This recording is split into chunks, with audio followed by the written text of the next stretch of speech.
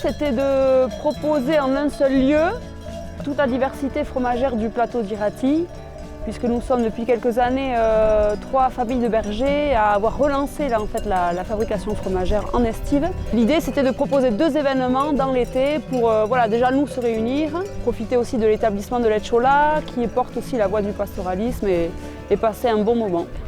Le choix de travailler et de faire une production fromagère à la montagne, ça implique déjà un état d'esprit, une volonté de passer du temps auprès de ces animaux à la montagne, au moins tous les matins pour la traite et la fabrication.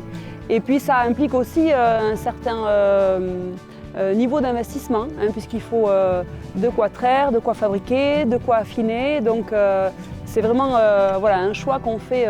Moi je trouve que travailler avec la montagne, nous par exemple, nos animaux ils vivent 6 mois à la montagne.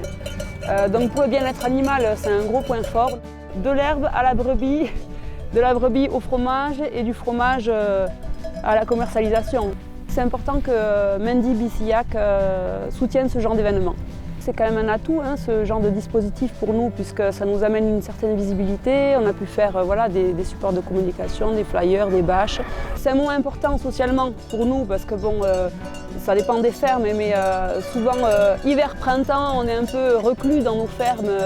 On a une relation avec nos voisins et nos amis, mais c'est vrai que le monde extérieur vient un peu à nous. Et puis, là, en estive, c'est le moment où on est plutôt disponible pour l'accueil dans nos Etchola, pour expliquer notre métier.